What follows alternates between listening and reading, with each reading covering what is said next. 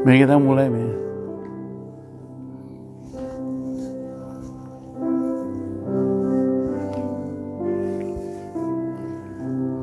Enggak mau masih. Ya.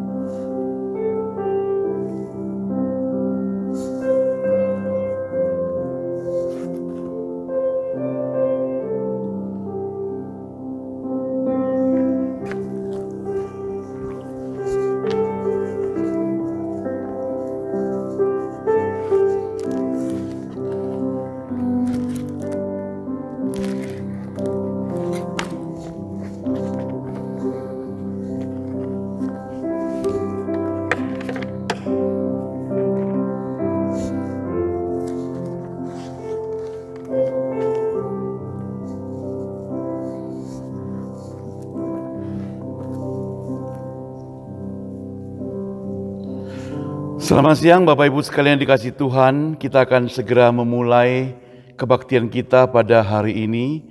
Mari kita bersama-sama mempersiapkan diri sejenak masuk dalam kebaktian ini.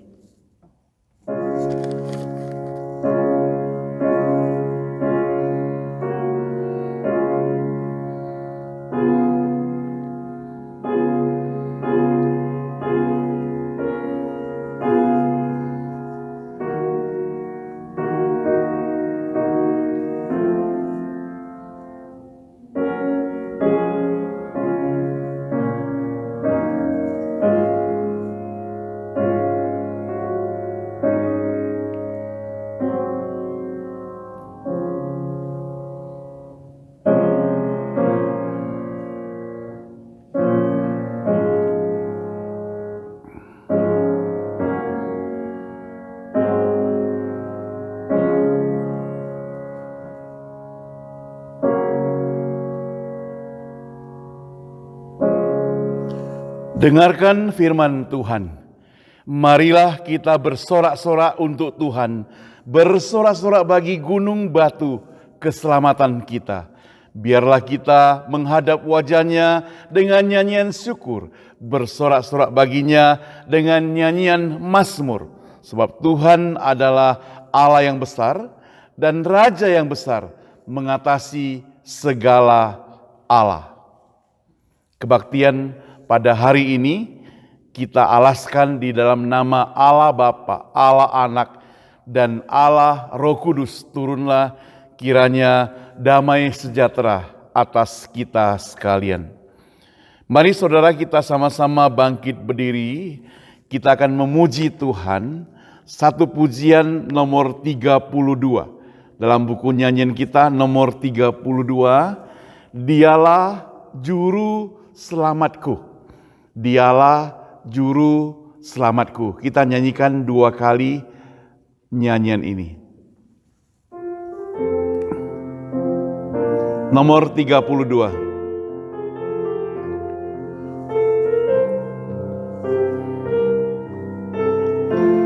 Mari sama-sama. Dialah juru selamatku, Tuhanku, ya Yesus. Dialah juru selamatku, Dialah juru selamatku.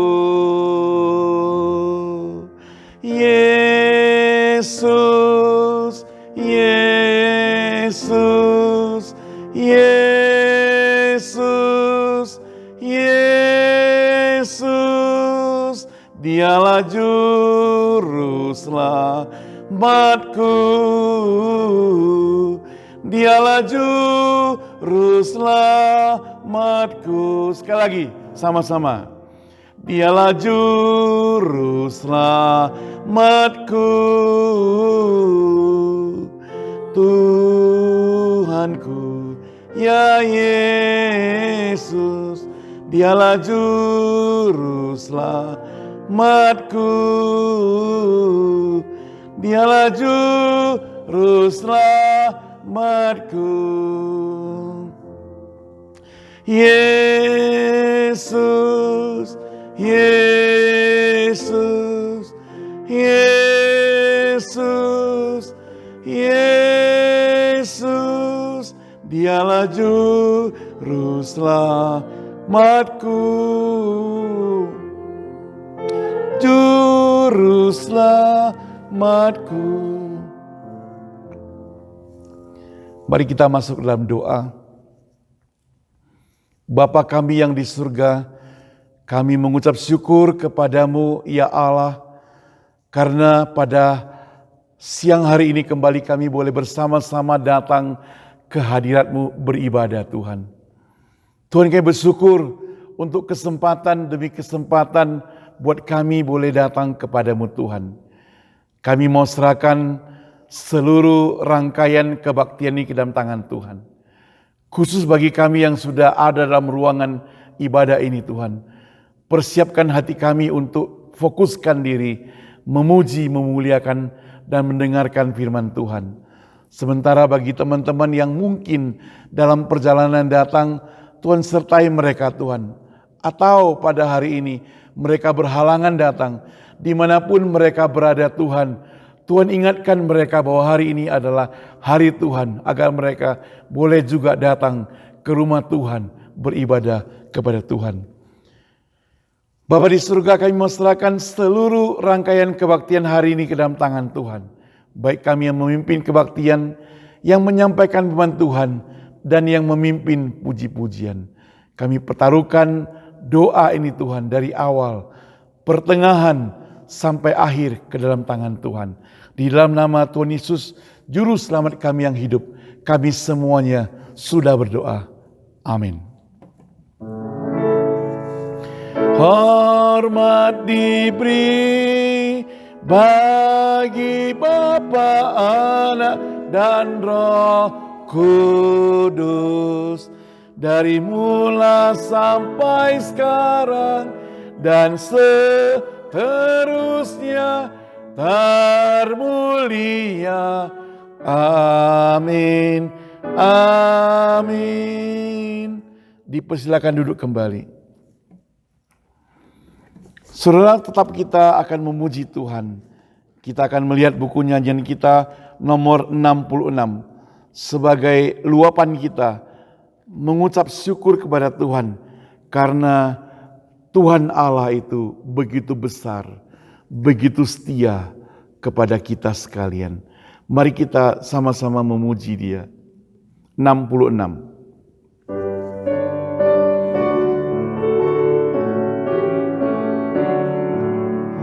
Besar setiamu Allah Bapa-Ku, besarlah kasih-Mu yang melimpah. tiada kurang dan tidak berubah, sempurna dan tetap selamanya. Besar setiamu, besar setiamu, tiap pagi berikan rahmat baru. Segala yang ku perlu kau sediakan, besar setiamu kepadamu. Musim pun berganti, musim apapun, hari pun berganti, hari baru. Alam semesta dan semua ciptaanmu menyaksikan kasih setiamu. Besar setiamu, besar setiamu, tiap pagi berikan rahmat baru. Lah yang ku perlu kau sediakan, besar setiamu kepadaku. Kita bangkit berdiri, nyanyikan bait yang ketiga.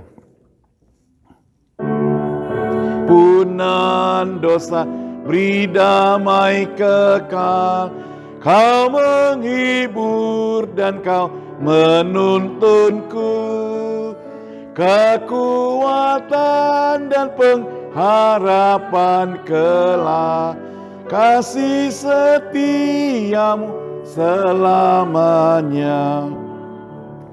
Besar setiamu, besar setiamu, tiap pagi berikan rahmat baru.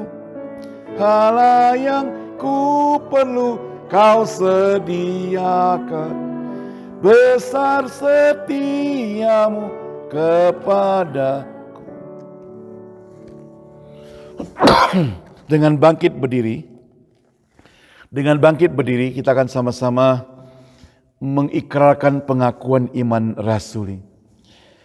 Pengakuan iman rasuli. Aku percaya kepada Allah, Bapa yang Maha Kuasa, Khalik langit dan bumi, dan kepada Yesus Kristus, Anaknya yang tunggal, Tuhan kita, yang dikandung daripada Roh Kudus, lahir dari anak darah Maria, yang menderita sengsara di bawah pemerintahan Pontius Pilatus, disalibkan, mati dan dikuburkan, turun ke dalam kerajaan maut. Pada hari yang ketiga, bangkit pula dari antara orang mati, naik ke surga, duduk sebelah kanan Allah, Bapa yang Maha Kuasa, dan dari sana Ia akan datang untuk menghakimi orang yang hidup dan yang mati. Aku percaya pada Roh Kudus, gereja yang kudus dan am, persekutuan orang kudus, pengampunan dosa, kebangkitan tubuh dan hidup yang kekal. Amin. Dipersilakan duduk kembali. Mari saudara kita masuk dalam doa syafaat. Bapa kami yang di surga, sekali lagi kami mengucap syukur kepadamu ya Tuhan, karena kami diberi kesehatan, boleh berkumpul bersama-sama beribadah kembali hari ini. Kesempatan yang indah, biarlah kami pakai dengan sebaik-baiknya untuk beribadah kepadamu Tuhan. Bapa di surga, kami juga berdoa untuk setiap jemaat Tuhan yang hari ini tidak hadir bersama-sama kami Tuhan. Oh Tuhan, dimanapun mereka berada Tuhan, ingatkan mereka bahwa hari ini adalah hari Tuhan, sehingga mereka boleh pakai kesempatan dimanapun mereka berada, tetap beribadah kepada Tuhan, sehingga mereka boleh tetap setia kepada Tuhan. Tuhan, kami mau serahkan setiap kami ke dalam tangan Tuhan. Berkati pekerjaan kami, berkati keluarga kami, berkati kesehatan kami Tuhan, dan berkati segenap kehidupan kami, termasuk iman kerohanian kami. Berkati gereja kami, dan kalau hari ini kami sebentar akan mendengarkan firman Tuhan, berkati setiap orang yang terlibat dalam pelayanan, supaya firman Tuhan yang disampaikan boleh jadi berkat buat kami semuanya. Sementara ini Tuhan, berkati juga Tuhan untuk pelayanan online service melalui YouTube saat ini, biarlah firman Tuhan disampaikan juga pada hari ini. Boleh jadi berkat buat mereka yang tidak bersempatan hadir ke gereja pada hari ini Tuhan. Bapa di surga, kami menyerahkan kalau di antara kami ada keluarganya yang sakit. Sekali lagi kami doakan buat Tante Helen yang kokonya kemarin sempat masuk rumah sakit, dan puji Tuhan dia sudah boleh kembali ke rumah untuk pemulihan. Kami doakan biarlah Tuhan tetap jaga dan pulihkan dia. Kami doakan jemaat Tuhan, kalau ada yang sakit Tuhan, Engkau sembuhkan mereka Tuhan. Tuhan sendiri yang memberikan obat yang paling manjur untuk kesembuhan mereka. Tuhan, sebentar kami akan bersama-sama mendengarkan firman Tuhan. Berkati firman Tuhan yang akan disampaikan, yang akan kami dengarkan bersama-sama juga Tuhan. Berkati Tuhan setiap kami yang duduk dalam ruangan ini, supaya kami boleh sungguh-sungguh mendapatkan berkat daripada Tuhan, sehingga menguatkan kami semuanya Tuhan. Akhirnya Tuhan, kami serahkan seluruh rangkaian kebaktian ke dalam tangan Tuhan. Doa yang kami sampaikan belum sempurna, sempurnakanlah Tuhan melalui doa yang Engkau pernah ajarkan kepada murid-murid-Mu. Bapa kami yang di surga, dikuduskan nama-Mu, datanglah kerajaan-Mu, jadilah kehendak-Mu di bumi seperti di surga. Berikanlah kami pada hari ini makanan kami yang secukupnya, dan ampunilah kami akan kesalahan kami, seperti kami juga mengampuni orang yang bersalah pada kami. Dan janganlah bawa kami ke dalam pencobaan, tetapi lepaskanlah kami pada yang jahat, karena Engkau punya kerajaan dan kuasa dan kemuliaan sampai selama-lamanya. Amin. Sebentar lagi kita akan dengarkan firman Tuhan. Mari kita akan sama-sama menyanyikan satu pujian nomor 413. Pujilah hai jiwaku. Biarlah dengan semangat memuji Tuhan, kita mau dengarkan firman Tuhan.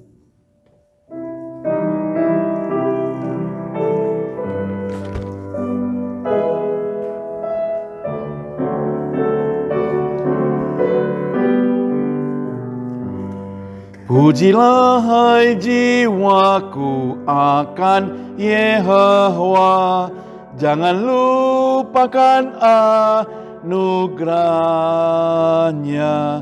Ia sembuhkan dan ampuni dosamu dan menyelamatkanmu.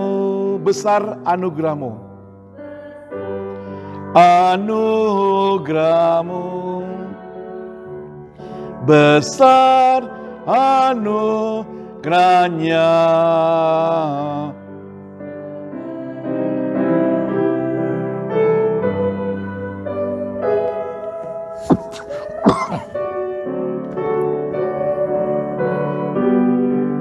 Bait ketiga.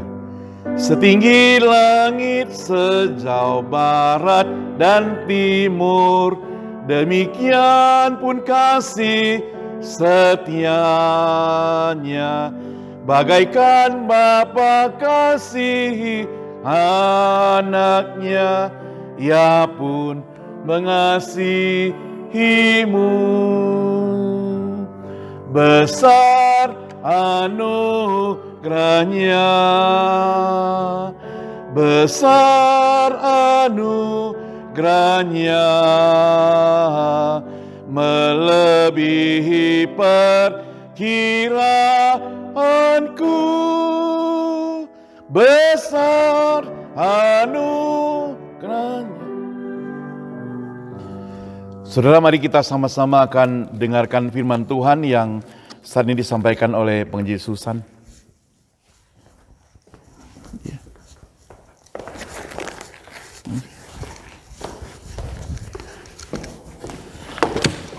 Bapak Ibu yang dikasihi Tuhan kita Yesus Kristus, selamat datang, selamat beribadah di rumah Tuhan. Tuhan Yesus berkata, di mana 2 atau 3 orang berkumpul, di sana Tuhan Yesus berada. Amin semuanya. Amin. Mari kita bersatu dalam doa. Bapa dalam surga, kami mengucapkan syukur dan terima kasih pada Tuhan. Karena Tuhan, Engkau tidak pernah meninggalkan kami, Tuhan. Terima kasih untuk besar setiamu yang menguatkan kami, Tuhan. Terima kasih, Tuhan. Biarlah mata hati kami senantiasa memandang Engkau. Terima kasih, Tuhan. Berkatilah kami semua yang sudah hadir. Biarlah Roh Kudus bekerja dan berkata-kata kepada setiap kami, Tuhan. Dan kami usir segala anasir jahat untuk keluar dalam ruangan di dalam nama Tuhan Yesus. Dan bertatalah di dalam ruangan kebaktian ini, ya Tuhan. Dan sembunyikan hamba-Mu di belakang kayu salib, Tuhan. Hanya nama Tuhan saja yang ditinggikan. Di dalam nama Tuhan Yesus kami berdoa. Amin. Saudara, mari kita melihat Matius pasalnya yang keempat. Ayatnya yang pertama sampai ayat yang ke-11. Judul hari ini adalah pencobaan Tuhan Yesus.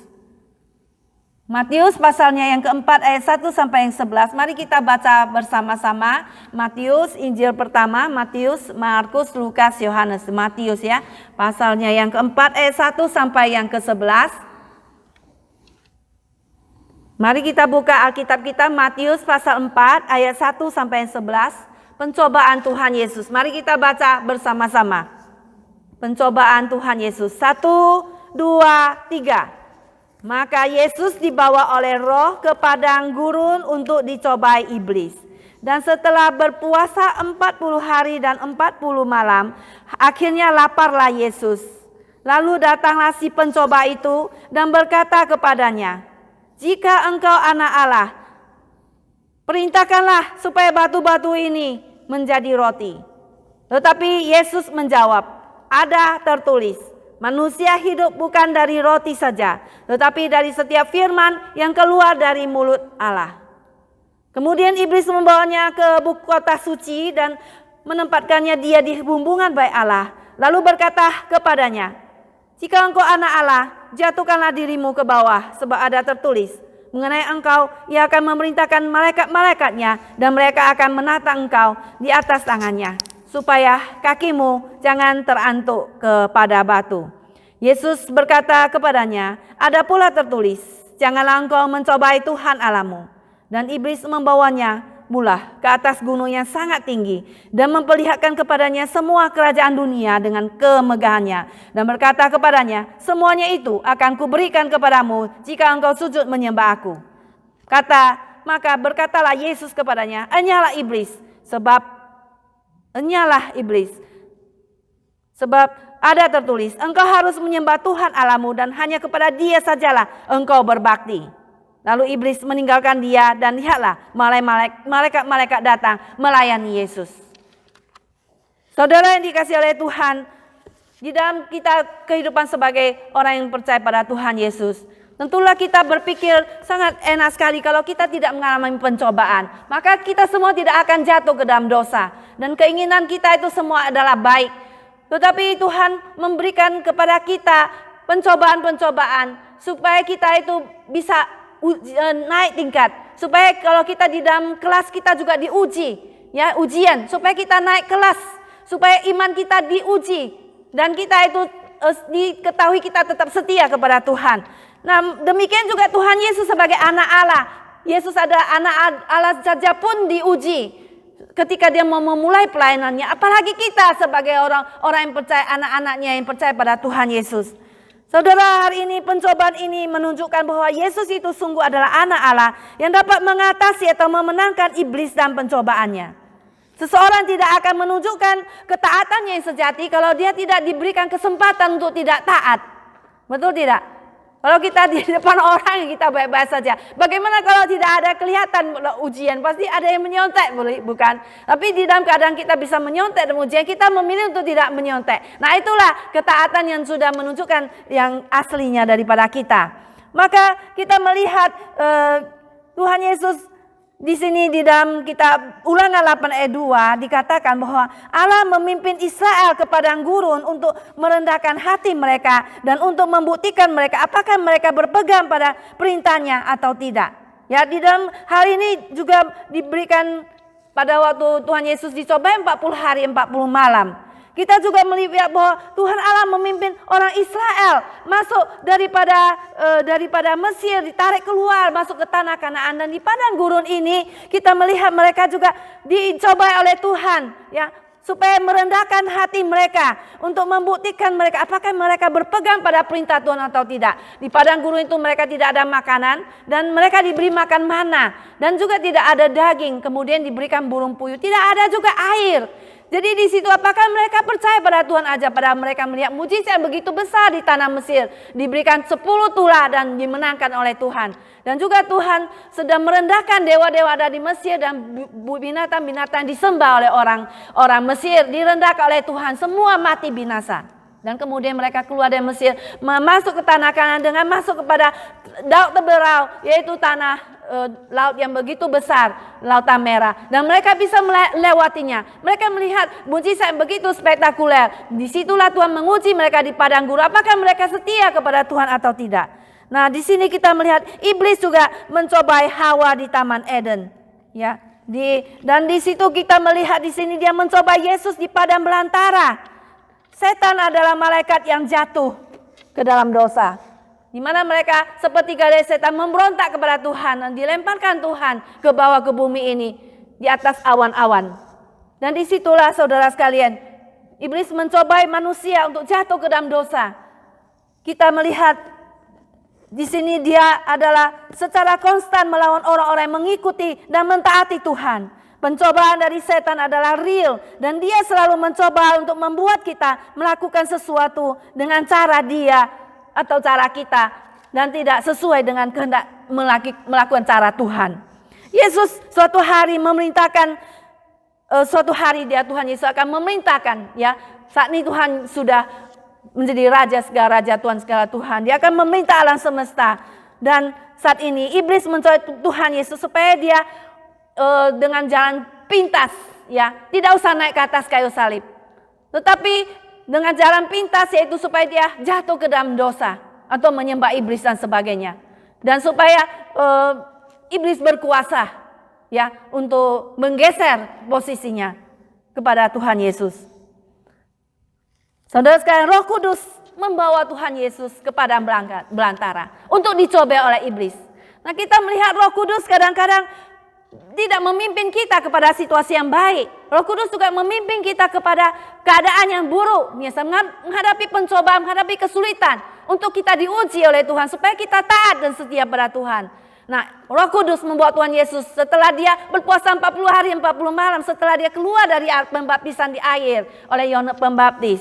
Dan kemudian disitulah dia dicoba oleh iblis untuk mengetes dia, ya, apakah kuat atau tidak. Demikianlah selalu Yesus juga memiliki pandangannya, ya.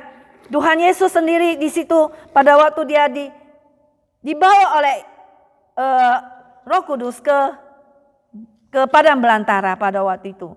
Demikianlah Yesus dibawa Roh Kudus untuk dicoba iblis, dan setelah itu kita melihat pada waktu itu apakah dia dicobai. Yesus adalah anak Allah. Apakah Yesus bisa jatuh atau dosa atau tidak? Jikalau Yesus adalah anak Allah, kita melihat Yesus kenapa harus dicobai? Apakah dia bisa jatuh atau tidak? Yesus dicobai untuk membuktikan bahwa memang dia ada anak Allah yang tidak bisa berdosa, yang tidak Alkitab mengatakan bahwa Yesus dicobai tapi dia tidak berbuat dosa. Nah, untuk membuktikan bahwa Yesus ada anak Allah yang tidak berdosa, maka dia dicobai. Ya, seperti sebuah basket keranjang, kita jatuhkan dia, apakah dia bisa pecah apa tidak, membuktikan dia kuat apa tidak. Demikianlah Yesus memang adalah anak Allah, dan dia dicobai supaya untuk membuktikan memang Yesus itu adalah anak Allah yang tidak memilih untuk tidak jatuh ke dalam dosa. Saudara, pencobaan Yesus adalah demonstrasi yang penting dari ketidakberdosaan Yesus. Yesus bisa menghadapi pencobaan tapi dia tidak menyerah. Dia tidak meng-give in, tidak putus asa. Jikalau Yesus, saudara, telah menyerah dalam misinya di dalam dunia ini, yaitu maka tujuan dari rencana Allah tidak akan tercapai. Maka Yesus tidak akan mati bagi dosa kita, maka hidup kekal tidak akan diberikan kepada kita. Maka iblis sudah tahu hal itu, maka dia menggagalkan rencana penyelamatan Allah bagi manusia, sehingga Yesus dicobai oleh iblis. Nah, saudara sekalian, tapi Yesus memilih untuk taat kepada tujuan daripada Allah. Demikian juga pada waktu kita dicobai, kita harus mempertimbangkan. Jikalau kita menyerah, maka tujuan daripada Allah itu akan diblok oleh setan dan tidak bisa digenapkan, dan tujuan dalam hidup kita ataupun pada orang lain. Oleh sebab kita mau mempertimbangkan supaya tujuan Allah tercapai dalam hidup kita, yaitu juga kita menjadi anak Allah yang boleh menjadi sempurna, dan kita mengikut Tuhan dengan sempurna, dan kita boleh membawa jiwa juga menjadi membawa misi daripada Tuhan kepada dunia ini, saudara sekalian. Dan tujuan daripada Tuhan itu, plan daripada Tuhan itu bisa tercapai. Saudara, kita melihat pencobaan ini memiliki fokus 3 crucial area. Yang pertama, kita melihat Tuhan Yesus dicobai oleh keinginan secara fisik atau keinginan daging. Kita melihat ayat ketiga dan ayat keempat. Lalu datanglah si pencoba itu dan berkata kepadanya, "Jika engkau anak Allah, perintahkanlah supaya batu-batu ini menjadi roti." Tetapi Yesus menjawab, "Ada tertulis, manusia hidup bukan dari roti saja, tapi dari setiap firman yang keluar dari mulut Allah." Adalah Yesus tidaklah dicobai di bait Allah atau pada waktu di pembaptisan di Sungai Yordan, tetapi di padang belantara, di padang gurun, di mana dia capek sendirian dan dia lagi lelah daripada dia pada waktu itu dalam keadaan lemah.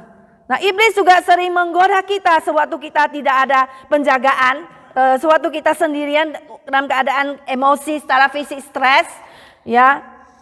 Ketika kita kesepian, ya, kita mempertimbangkan suatu keputusan besar, menghadapi masalah dan sebagainya. Atau pada waktu pun keadaan kita mampu, keadaan kita stamina yang kuat, dan keadaan kita merasa kita cukup dan kita menjadi sombong. Nah, disitulah kita dicobai dan kita jatuh ke dalam dosa. Maka kita harus selalu siap sedia berwaspada menghadapi penyerangan ini. Nah, saudara sekalian, Yesus dalam keadaan lapar dan haus, ya, dalam puasa selama 40 hari 40 malam, dan dia memilih untuk tidak memakai kuasa keilahiannya untuk memuaskan keinginan naturalnya untuk makanan. Nah, saudara, lapar makan makanan itu suatu hal yang biasa, bukan? Ya, tetapi saudara, waktunya itu adalah salah pada waktu itu. Karena Yesus telah diberi kuasa ilahi yang tidak terbatas, yang mandiri, dan dia tidak perlu, ya, untuk mendengar bisikan iblis untuk mencapai memenuhi semua kebutuhan fisiknya. Dia tidak perlu untuk mendengar apa yang dikatakan atau diperintahkan oleh iblis. Demikian saudara, dalam hidup kita juga ada suara-suara lain, ada suara yang mengatakan begini, suara yang mengatakan begitu. Suara mana yang kita dengar? Atau dalam hati membisikkan, "Oh, janganlah, enggak usah datang ya beribadah pada Tuhan." Ada lagi suara lagi, "Ini adalah harinya Tuhan. Mari kita menghormati Tuhan, menyucikan." Demikian kita mendengar suara Tuhan, mendengar bisikan Roh Kudus daripada bisikan daripada iblis. Ya, seperti yang dilakukan oleh Tuhan Yesus. Nah, saudara, demikianlah di sini iblis selalu membuat orang meragu-ragukan firman Tuhan. Jika akan di sini, lalu berkatalah iblis kepadanya, "Jika engkau anak Allah, ya, suruhlah batu itu menjadi roti." Jika engkau adalah anak Allah, memang Yesus adalah anak Allah, bukan? Yesus memang adalah anak Allah. Kenapa iblis selalu meragu-ragukan?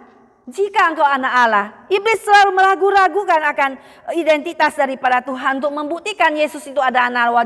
Lalu Yesus membuktikan diri Yesus adalah anak Allah. Jika engkau adalah anak Allah, maka iblis itu sengaja untuk mempertahankan keabsahan Yesus sebagai anak Allah dan membuat Yesus untuk meragukan identitas dirinya. Saudara, demikian juga iblis membuat taktik yang sama terhadap Hawa. Kita melihat Kejadian 3 ayat pertama. Kejadian 3 ayat pertama, ya.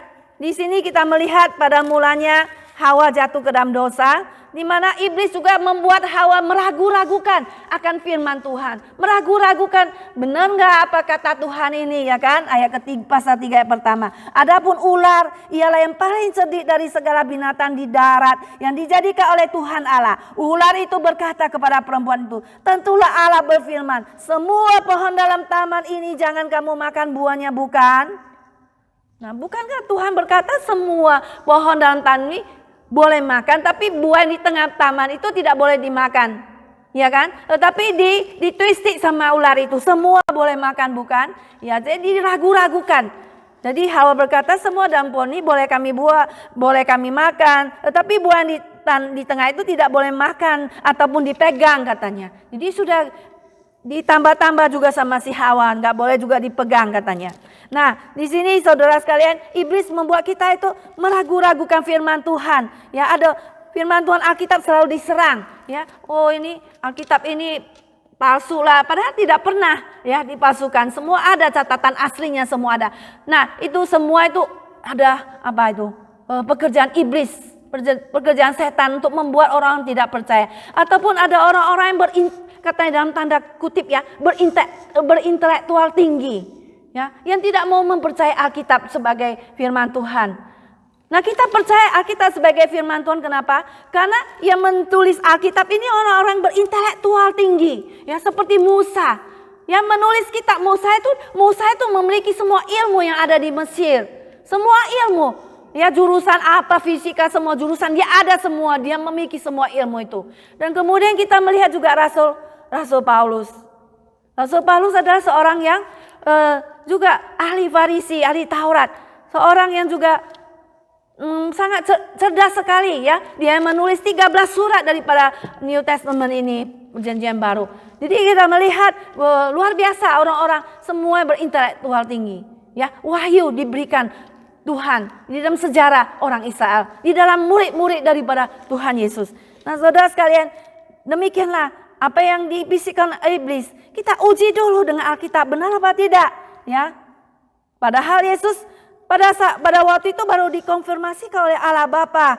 Pada waktu dia keluar daripada air dan ada suara mengatakan, inilah anakku yang kukasihi. Ya, di dalam Matius 4:17, inilah anakku yang kukasihi, kepadanya lah aku berkenan. Ini konfirmasi daripada Allah Bapa. Yesus itu adalah anak Allah. Lalu diragu-ragukan lagi oleh iblis, jika engkau adalah anak Allah. Sesuatu yang membuat kita meragu-ragukan otoritas Tuhan ataupun firman-Nya. Maka saudara, kita harus tolak mentah-mentah. Kita harus uji dengan firman Tuhan sendiri. Karena Alkitab itu sendiri menjelaskan Alkitab.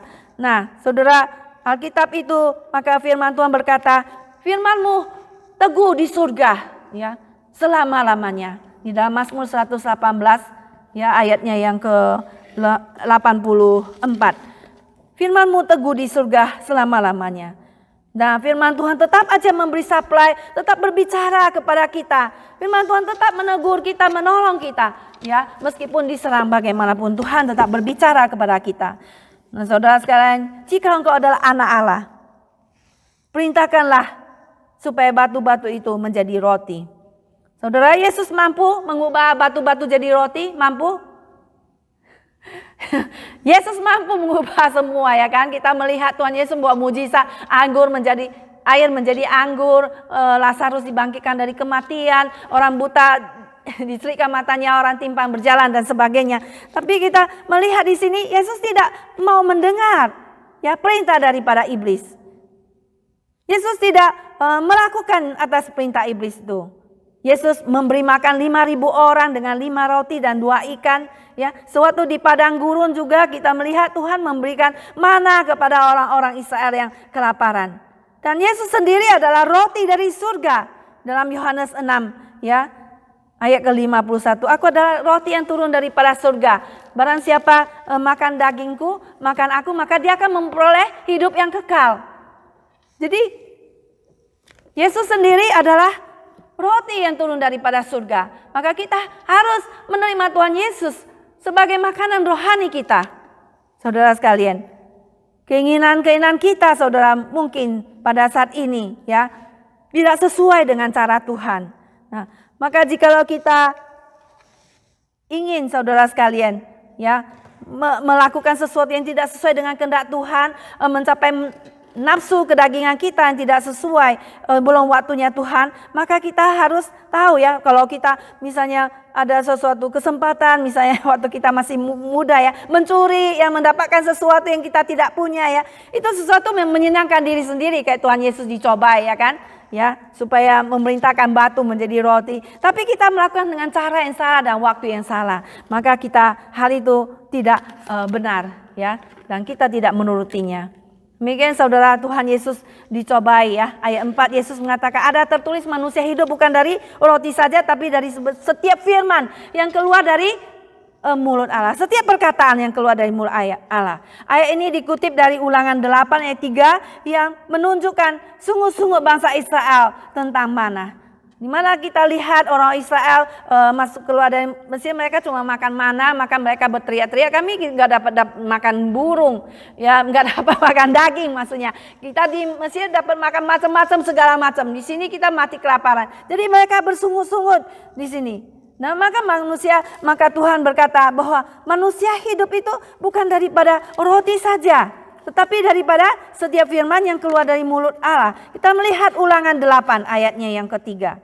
Ulangan 8 ayatnya yang ketiga dikatakan di sini, ingatlah kepada seluruh perjalanan yang kau lakukan atas kehendak Tuhan Allahmu di padang gurun sebagai 40 tahun dengan maksud merendahkan hatimu dan mencobai engkau untuk mengetahui apa yang ada di dalam hatimu, yakni apakah engkau berpegang pada perintahnya atau tidak.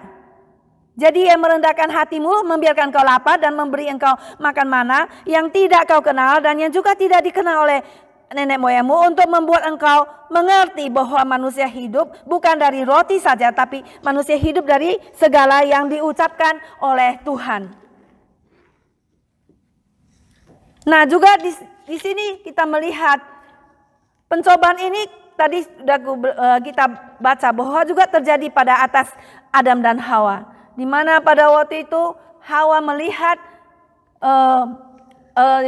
buah daripada taman itu begitu menarik ya. Kita melihat Kejadian pasal 3 ayatnya yang ke-6 bahwa perempuan itu melihat bahwa buah-buah pohon itu baik untuk dimakan dan sedap kelihatannya. Lagi pula pohon itu menarik hati karena memberi pengertian. Lalu ia mengambil dari buahnya dan dimakannya dan diberikannya juga kepada suaminya yang bersama-sama dengan dia, dan suaminya pun memakannya. Nah akhirnya dia jatuh ke dalam dosa. Ini adalah pencobaan apa? Pencobaan mata, keinginan daging, ya kan? Kita melihat 1 Yohanes 2 ayatnya yang ke-16 mengatakan ada apa? Pencobaan keinginan mata, keinginan daging dan keangkuhan hidup bukanlah berasal daripada Allah, tapi berasal daripada dunia ini. Dunia ini akan lenyap dengan segala keinginannya, tetapi orang-orang yang melakukan kehendak Allah akan hidup selama-lamanya. Nah saudara sekalian, firman Tuhan ya, firman Tuhan itu adalah tiang hidup kita. Firman Tuhan itu yang menjadi tulang daripada hidup kita. Mudah saja ya kita pelihara anak, kasih dia makan, minum sampai gemuk begini. Tetapi yang menjadi tulang sumsum, jadi tiangnya itu adalah apa? Firman Tuhan. Manusia hidup itu adalah karena firman Tuhan yang menjadikan penopang, membuat kita kuat ya, dimanapun kita berada. Jadi bukan makanan saja kita harapkan, tetapi firman Tuhanlah yang akan memberikan kekuatan di dalam kehidupan kita. Yesus menolak semua pencobaan iblis karena dia mengetahui Alkitab itu adalah firman Tuhan. Dia mentaatinya. Ya kan? Di dalam Efesus 6 ayat 17 berkata bahwa firman Allah itu adalah sebuah pedang untuk dipakai dalam pertempuran rohani. Jadi kita setiap hari berada dalam pertempuran, di dalam dalam pertempuran rohani. Jadi kita pakai Alkitab sebagai suatu sword, sebagai suatu pedang, ya. Sehingga kita itu bisa mengalahkan iblis.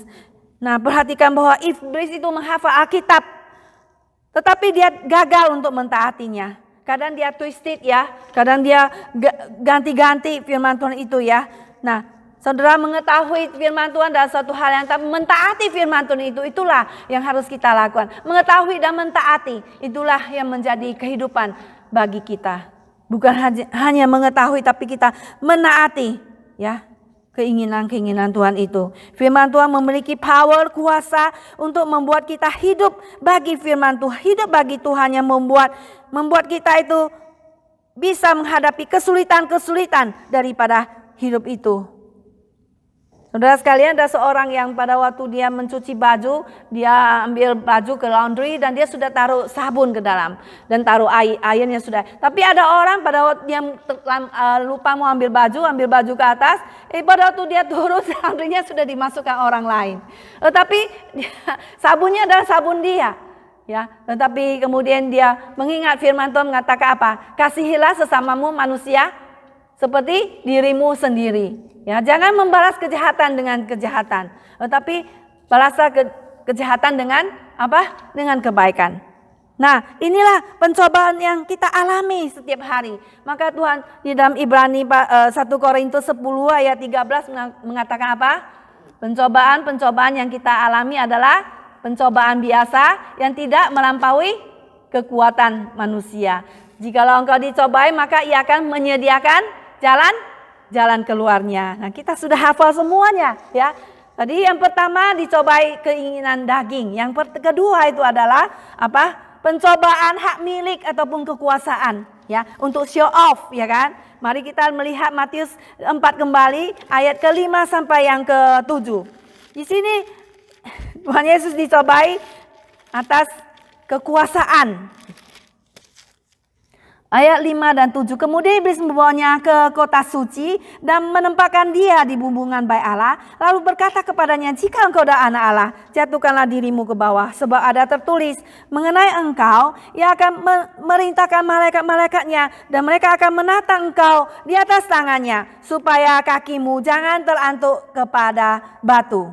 Yesus berkata, ada pula tertulis, janganlah engkau mencobai Tuhan Allahmu. Dan iblis membawanya pula, ya sampai di situ, janganlah engkau mencobai Tuhan Allahmu. Saudara lihat di dalam Matius bahwa di dalam bait Allah, ya di sini Tuhan Yesus dicobai di bait Allah, dibawa ke bait Allah. Bait Allah itu adalah pusat agama orang Yahudi dan tempat di mana orang-orang mengharapkan Mesias akan tiba. Di dalam Matius 3:1 dikatakan, lihat aku menyuruh utusanku supaya mempersiapkan jalan di hadapanku. Dengan mendadak Tuhan yang kamu cari itu akan masuk ke baitnya. Malaikat perjanjian yang kamu kehendaki itu sesungguhnya ia datang. Firman Tuhan semesta alam.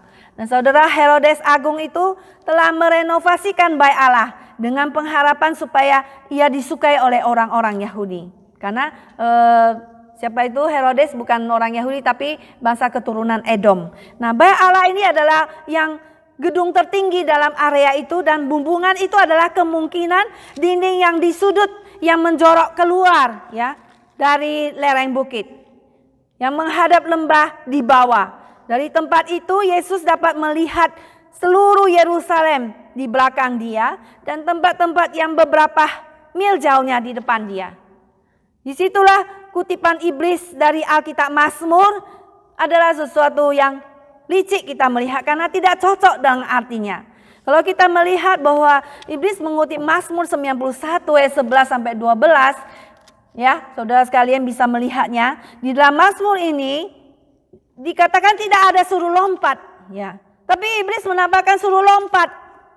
Ya, saya bacakan ya. Sebab malaikat-malaikatnya akan diperintahkannya kepadamu untuk menjaga engkau di segala jalanmu. Mereka akan menatang engkau di atas tangannya supaya kakimu jangan terantuk kepada batu.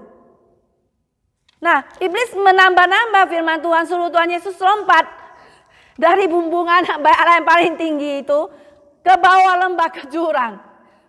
Jadi suruh Tuhan Yesus bunuh diri atau apa ya kan? Ya, saudara, iblis bisa menambah-nambah firman Tuhan, bisa mengurang-ngurangi ya.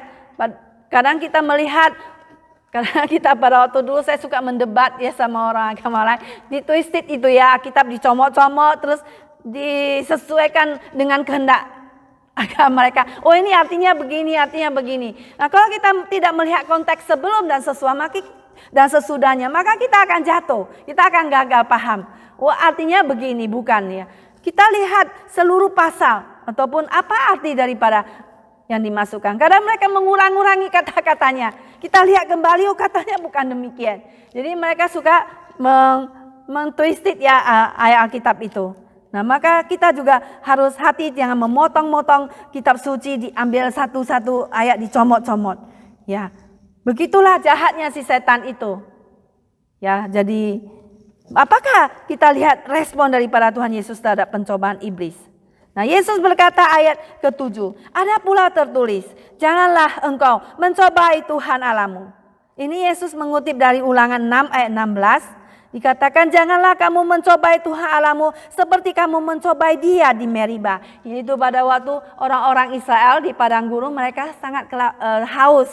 Ya, dan mereka mengatakan, Musa, kami di sini kamu membawa kami akan mati kehausannya, tidak ada air minum. Lalu Musa menangis berdoa di hadapan Tuhan, dan Tuhan menyuruh dia maju ke di gunung batu ya. Di sana diambil stick atau tongkat yang dia pukul dulu itu di sungai itu ya, di laut merah itu, lalu dipukul ke gunung batu itu, lalu kemudian keluar air ya, dan orang Israel bisa makannya. Dan di sini bukan artinya bukan suruh iblis tidak mencobai Tuhan, maksudnya supaya jangan put God in the test, jangan mengetes Tuhan, karena Tuhanlah yang mempunyai kuasa. Ya, orang Israel juga enggak boleh, karena Tuhan yang berdaulat. Dia akan memberikan kepadamu sesuai apa yang sesuai dengan waktunya Tuhan. Nah, Tuhan kita itu bukan suatu Tuhan, adalah Tuhan yang bikin sunglap ya, yang show off, yang membuka sirkus atau membuat suatu hal yang spektakuler. Ya, kita mungkin meminta Tuhan itu memberikan buktinya, mana keberadaanmu itu buktikan dong gitu ya. Maka di dalam Lukas 16 ayat 31 ada seorang kaya itu masuk ke neraka ya, di mana dia melihat Lazarus di pangkuan Abraham, dan di neraka itu dia merasa kesakitan ya, dan dia berkata kepada Abraham, suruhlah ada satu orang yang Lazarus itu yang mati itu, yang sudah mati lah, suruh dia lah pergi ke rumahku ya, yang bangkit dari kematian, karena masih ada 5 orang yang masih belum percaya kepada Tuhan, supaya mereka tidak masuk ke neraka ini. Ya, supaya mereka peringatan. Tapi Abraham mengatakan di dunia ini ada kitab suci, ada apa? Ada para nabi ya yang bersaksi, ada kitab Musa, kesaksian Musa. Baiklah mereka mendengarkan mereka, dan mereka pun tidak akan percaya kepada Tuhan kalau sekalipun ada orang yang bangkit daripada antara orang mati, kalau mereka tidak percaya kepada firman Tuhan. Demikianlah Tuhan yang kita itu ingin hidup melalui iman ya, dan bukan melalui bukti-bukti ya dan pertunjukan Tuhan, tetapi melalui kita percaya kepada Tuhan, maka kita akan mendapat apa? Mendapat bukti ya. Iman dulu baru mendapatkan bukti. Nah, iblis memakai Alkitab untuk mencoba meyakinkan Yesus untuk berdosa, untuk jatuh ke dalam dosa. Nah, kadang juga demikian teman, family tadi saya katakan ya, memakai Alkitab ya, dan mereka salah menafsirkannya. Jadi kita juga harus hati-hati, dan kita harus mengetes ya apa yang dikatakan oleh firman Tuhan, sehingga kita itu tidak jatuh ke dalam dosa. Demikian saudara, Yesus dites atas pencobaan kepada kekuasaan. Tetapi kita tidak meminta bukti kekuasaan daripada Tuhan, tapi Tuhan ingin kita apa? Percaya kepada firman Tuhan. Dan yang ketiga itu adalah pencobaan keangkuhan yang terdapat di dalam ayat ke-8 sampai ke-10. Kita melihat kembali di sini ayat 8 sampai 10, mari kita sama-sama membacanya. Ini adalah puncaknya Tuhan Yesus itu dicobai ya. Ayat ke-8 10. Dan iblis membawanya ke atas gunung yang sangat tinggi dan memperlihatkan kepadanya semua kerajaan dunia dengan kemegahannya, dan berkata kepadanya, semuanya itu akan kuberikan kepadamu jika engkau sujud menyembah aku. Maka berkatalah Yesus kepadanya, enyalah iblis, sebab ada tertulis, engkau harus menyembah Tuhan Allahmu dan hanya kepada Dia sajalah engkau berbakti. Lalu iblis meninggalkan dia. Dan lihatlah, malaikat-malaikat datang melayani Yesus. Saudara, pencobaannya begitu dahsyat ya, yang begitu puncak ya, di mana iblis mengajak Yesus itu untuk apa? Untuk menyembahnya, bukan? Kita melihat apakah iblis punya kuasa untuk memberikan Yesus kerajaan dari dunia ini dan segala kemegahannya? Bukankah semua yang ada di dunia dengan kepunyaan Tuhan, kepunyaan Allah Bapa? Nah, di sini kita lihat lagi, iblis memutar lagi firman Tuhan. Semua keindahan dunia akan diberikan. Padahal dunia ini milik siapa? Milik Tuhan, milik Allah Bapa, ya kan? Maka iblis mau pinjam punya Allah Bapa, mau diberikan kepada Tuhan Yesus. Bagaimana ini kita melihat? Iblis itu begitu jahat ya. Semua keindahan dunia pada Tuhan yang punya dunia ini punya Tuhan Yesus. Maka ada lagu menyanyikan, ini dunia Bapa, anak dengarkanlah, langit bumi semua. Ya, dan seterusnya itu ya. Itu semua adalah kepunyaan Tuhan. Nah, iblis bisa saja bohong atas sesuatu yang bukan miliknya untuk menipu Yesus. Sesuatu yang bukan hak milik, ya, tetapi dia klaim ya itu hak miliknya. Ya, jadi kita harus hati-hati ya menyembah Tuhan yang benar, Allah Yehova, ya Allah Tritunggal, ya melalui setan ini dia ingin menggagalkan rencana Allah. Allah ingin mengutus Tuhan Yesus untuk apa? Menyelamatkan manusia dari apa? Dari dosa. Ya, setan mencoba memutarbalikkan perspektif Yesus ya dengan membuat dia fokus kepada apa? Fokus kepada kekuasaan. Ya, kekuasaan dunia dan bukan kepada rencana daripada Allah Bapa. Ya, jikalau Tuhan Yesus dengar apa yang dikata perintah setan, maka gagallah ya. Tidak ada penyelamatan untuk kita. Kita tidak bisa diselamatkan dan kita tidak ada hidup yang kekal. Tapi Tuhan Yesus dia sungguh setia dan Tuhan Yesus menang. Nah, iblis menawarkan semua dunia kepada kita juga. Ya, jika sujud dan menyembah kepada Dia. Jadi ditawarkan pada Tuhan Yesus hanya sujud aja, jalan pintas, nggak usah naik ke atas kayu salib, ya, maka semuanya akan diberikan kepadamu. Tetapi apakah Tuhan Yesus taat? Ya, iblis menawarkan semua dunia kepada Yesus, supaya Tuhan Yesus tidak usah naik ke atas kayu salib. Demikianlah juga kita lihat bahwa setan juga menawarkan kepada kita dunia yang menarik, yang menawarkan supaya kita itu hidup ini untuk apa? Untuk kaya raya, bukan materialisme dan kekuasaan. Maka banyak orang apa? Korupsi supaya hidup apa? Kaya raya di dunia ini. Ya bukan? Bukankah itu bukan kehendak Tuhan? Bukankah itu adalah rencana iblis? Dan kita melihat juga orang-orang kafir yang percaya kepada dewa-dewa mereka. Kita melihat mereka pada umumnya suka apa? Suka kaya raya, pergi kemana-mana itu ya, supaya mereka dapat apa? Kekayaan, dapat uang yang banyak. Tetapi bukan itu tujuan Tuhan Yesus datang ke dunia ini. Tujuan Tuhan Yesus datang ke dunia itu adalah mati di kayu salib bagi kita, mengalirkan darahnya supaya dosa kita bisa diampuni. Tuhan Yesus datang ke dalam dunia ini bukan supaya kita kaya raya, sehat sejahtera. Dan kemudian tidak usah mati misalnya ya kan, tidak usah. Tapi Tuhan Yesus itu datang ke dunia ini supaya kita apa? Supaya kita itu menyangkal diri, memikul salib. Ya. Supaya kita itu mengikut Tuhan Yesus. Bukan kita itu tidak usah susah-susah lah hidup di dunia ini ya, enggak usah pikul salib, tetapi supaya kita itu hidup senang-senang misalnya kan. Maka ada pepatah mengatakan apa? Bersakit-sakit dahulu baru bersenang-senang kemudian. Demikianlah kita melihat, kita menolak pencobaan ini ya dengan cara yang sama yang dilakukan Yesus lakukan.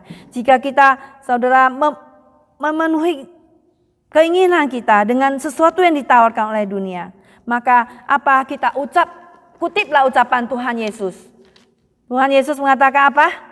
Enyalah iblis, ya. Sebab ada tertulis, engkau harus menyembah apa? Tuhan Allahmu, dan hanya kepada Dia saja engkau berbakti. Dengan kata lain, sembahlah Tuhan Allahmu dan hanya melayani Dia saja. Tidak ada lagi yang lain. Pada waktu iblis menawarkan Yesus untuk bersujud menyembah padanya, maka Yesus mengatakan, enyalah engkau iblis. Nothing to do with me, bukan urusan aku, tapi engkau harus menyembah Tuhan Allahmu dan hanya kepada Dia sajalah engkau berbakti. Saudara, Tuhan Yesus datang ke dalam dunia adalah untuk menebus kita dari dosa sehingga orang Kristen hidup bagi Kristus. Saudara, maukah kita hidup bagi Tuhan, pikul salib, menyangkal diri? Tujuan Yesus datang ke dunia ini adalah supaya kita itu supaya tadi saya sudah sebutkan ya, juga kita menjadi berkat bagi orang lain. Jadi bukan supaya kita orang Kristen hidup kaya raya, tapi Tuhan Yesus mengatakan, aku datang untuk memberikan apa? Hidup, dan memberikannya hidup dalam hidup yang berkelimpahan. Hidup adalah hidup jiwa, bukan maksudnya dalam harta benda. Hidup yang berkelimpahan adalah hidup bisa membagi, hidup yang bisa memberi, hidup yang menjadi apa? Berkat bagi orang lain. Hidup yang mempunyai persekutuan dengan Tuhan. Hidup yang sejati, hidup bersama Tuhan Yesus di surga dan di dunia ini. Hidup yang menjalankan kehendak daripada Tuhan. Saudara sekalian, Martin Luther pernah berkata, engkau tidak dapat mengusir burung yang bisa terbang di atas kepalamu. Ya, burung mau terbang di atas kepala, engkau bisa mengusir dia. Tapi engkau bisa untuk tidak membiarkan dia bersarang di atas kepalamu. Artinya engkau tidak bisa mengusir temptation itu, pencobaan, ya. Tapi jangan membiarkan misalnya semua pikiran-pikiran buruk itu untuk menetap di dalam kepalamu. Kita bisa diusir keluar, ya. Seperti Tuhan Yesus mengusir iblis itu. Nah, Yakobus pasal 1 ayat 2 mengatakan, saudara-saudara, anggaplah sebagai suatu kebahagiaan apabila kamu jatuh ke dalam berbagai-bagai pencobaan. Sebab kamu tahu bahwa ujian terhadap imanmu itu menghasilkan ketekunan dan buah ketekunan itu ya, saudara sekalian, mari kita melihat ya bersama-sama Yakobus 1 ayat 2. Yakobus 1 ayat 2, saudara yang anggaplah sebagai suatu kebahagiaan apabila kamu jatuh ke dalam berbagai-bagai pencobaan, sebab kamu tahu bahwa ujian terhadap imanmu itu menghasilkan ketekunan dan biarkanlah ketekunan itu memperoleh buah yang matang supaya kamu menjadi sempurna dan utuh dan tak kekurangan suatu apapun. Ya, apa yang tidak bisa dilakukan oleh Tuhan, semua Tuhan bisa lakukan untuk membuat kita menjadi sempurna dan utuh dan tak berkekurangan. Yakobus 1 ayat 12, hari itu kita ada menghafal dan persekutuan doa, apa katanya? Berbahagialah orang yang bertahan dalam pencobaan. Sebab apabila ia sudah tahan uji, ia akan menerima apa? Mahkota kehidupan kepada barang siapa yang mengasihi dia, ya. Kita akan memperoleh apa? Mahkota kehidupan. Maka kita harus bertahan terhadap pencobaan. Kita harus apa? Kita harus menang terhadap pencobaan. Kita jangan give in, kita jangan menyerah. Kita bertahan di dalam iman kepercayaan kita pada Tuhan Yesus. Kita bertahan dalam iman kita pada Tuhan Yesus. Ya, kita kalahkan pencobaan itu. Ya, berbahagialah orang yang tidak give up, ya. Yesus Kristus telah bertekun dalam pencobaan dan dia tidak menyerah kepada iblis. Nah, maka kita teladanilah Tuhan Yesus seperti kata Paulus, teladanilah aku seperti aku menteladani Tuhan Yesus. Maka setelah Yesus menang terhadap pencobaan, maka iblis pun meninggalkan dia, ya. Dan malaikat-malaikat datang melayani dia, melayani Tuhan Yesus. Dan Kita menang terhadap pencobaan karena apa? Karena kita berpihak kepada Tuhan, karena kita percaya kepada Tuhan Yesus. Maka kita menang terhadap pencobaan. Demikianlah kita melihat Ayub.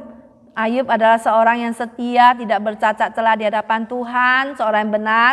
Tetapi dia juga dicobai oleh iblis, ya kan? Pada waktu dia datang di hadapan Tuhan, Tuhan mengatakan, kau melihat hambaku Ayub yang setia dan tidak bercacat celah. Iya, karena dia diberikan berkat oleh Tuhan. Tuhan Yesus bilang, iya saya serahkan dalam tanganmu, tapi jangan mengambil nyawanya. Akhirnya iblis membuat dia semua terjadi bencana alam, semua habis semua. Ya, anak-anaknya semua enggak ada, semua habis semua. Akhirnya dia juga sakit semua. Akhirnya apa yang dikatakan oleh Ayub, Tuhan yang memberi, Tuhan yang mengambil. Terpujilah nama Tuhan. Terus kemudian dia sendiri jatuh sakit dan dia nggak bisa apa-apa, duduk di tanah di atas abu, dan istrinya tidak tahan, suruh dia meninggalkan Tuhan. Tetapi kata Ayub apa? Masakan kita mau menerima saja yang baik daripada Tuhan, tapi tidak mau menerima yang buruk. Dalam hal ini Ayub tetap setia kepada Tuhan, dan karena dia setia pada Tuhan, maka Tuhan menambahkan semua berkat kepadanya 2 kali lipat sebelum hidupnya itu, sebelum hal ini terjadi. Dan dia tidak mau debat. Dia debat begitu panjang dengan temannya sampai ayat ke-40 lebih ya. Baru Tuhan memperlihatkan semua yang dikerjakan di atas dunia oleh Tuhan pada dia dalam semesta ini. Akhirnya dia mengatakan, saya sekarang melihat engkau, sekarang saya nggak berani bicara, saya duduk, saya tutup mulutku, saya memandang pada Tuhan. Nah, karena dia banyak debat sama temannya, maka begitu panjang. Demikian jikalau kita dianiaya, kalau kita dikatakan hal-hal yang buruk, maka kita tidak membela diri, karena Tuhanlah akan membela kita. Amin semuanya. Tuhan yang akan membela kita, dan Tuhan akan menambahkan berkali lipat ganda berkat Tuhan, 2 kali lipat kepada Ayub. Dan Ayub di dalam hal ini juga mendapatkan kembali anak-anaknya yang 7 orang dan juga perempuannya yang 3 orang. Tuhan memberkati kita semua saudara sekalian. Mari kita tetap setia untuk mengalahkan pencobaan, seperti dalam Wahyu pasal 3:5 mengatakan, barang siapa menang maka akan kuberikan. Mari kita melihat Wahyu pasal 3 ayat ke-10 sebagai penutup daripada khotbah hari ini. Wahyu pasal 3 ayatnya yang ke-10. Wahyu pasal 3 ayat 10 berbunyi, pasal 3 ayat 10 berbunyi demikian. Karena engkau menuruti, bukannya, Wahyu pasal 3 ayat 5.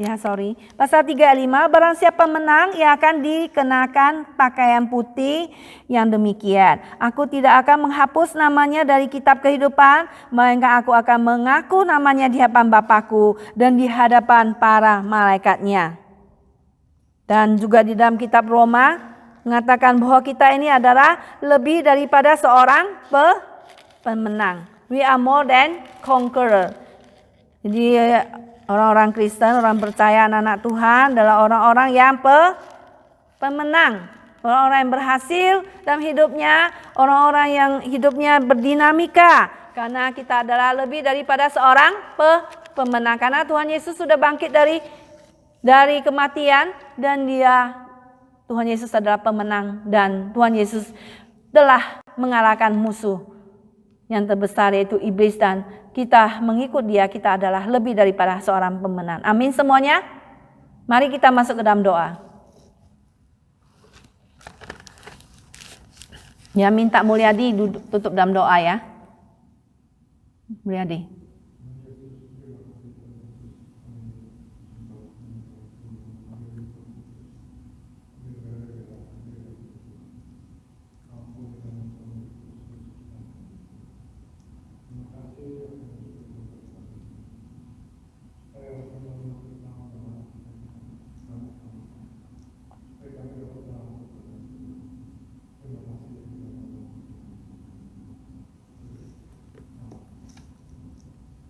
Amin. Terima kasih.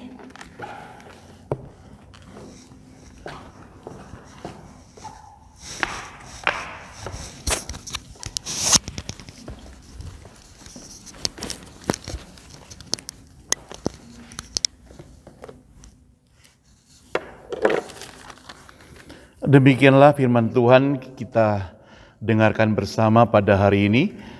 Selanjutnya saudara, kita akan mengembalikan berkat-berkat Tuhan kepada Tuhan untuk memperluas pekerjaan Tuhan. Kita akan memberikan persembahan. Mari kita nyanyikan nomor 214. Mengikut Yesus keputusanku, sebagai ikrar kita mendengarkan firman Tuhan.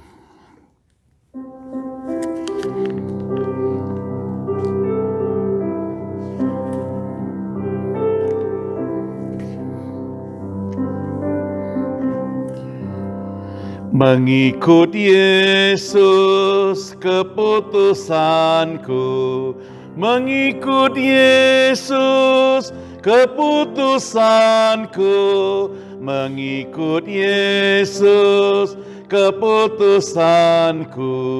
Ku tak ingkar, ku tak ingkar, ku tetap ikut walau sendiri. Ku tetap ikut walau sendiri. Ku tetap ikut walau sendiri. Ku tak ingkar, ku tak ingkar. Kita bangkit berdiri nyanyikan. Salib di depan, dunia ku tinggal. Salib di depan, dunia ku tinggal. Salib di depan, dunia ku tinggal. Ku tak ingkar, ku tak ingkar. Bapa di surga, terima kasih untuk kesempatan buat kami semuanya mengembalikan berkat-berkat Tuhan yang Tuhan sudah pernah berikan kepada setiap kami. Oh Tuhan, berkati setiap tangan-tangan yang telah memberikan persembahan kepada Tuhan, berkati keluarga mereka, berkati pekerjaan mereka, dan berkati kesehatan mereka, seluruh hidup mereka. Dan berkati persembahan yang sudah diberikan Tuhan untuk memperluas kerajaan Tuhan.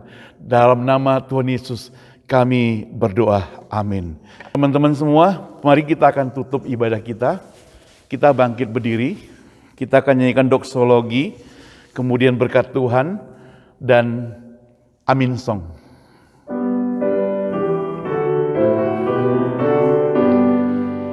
Puji Allah Bapa Putra, puji Allah Roh Kudus, ketiganya yang esa. Pohon selamat sumber berkat. Amin.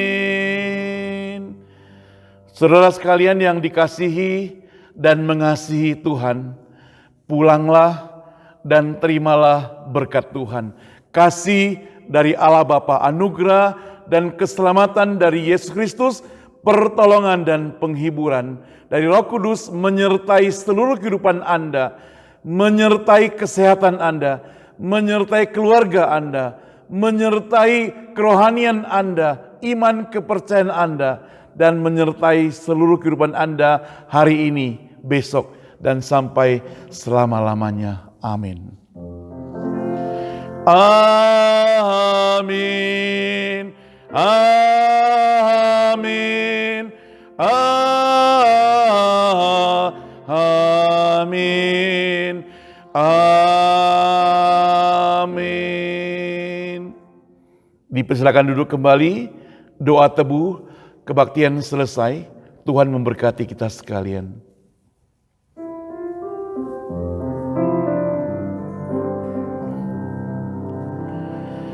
Lingkupiku dengan sayapmu,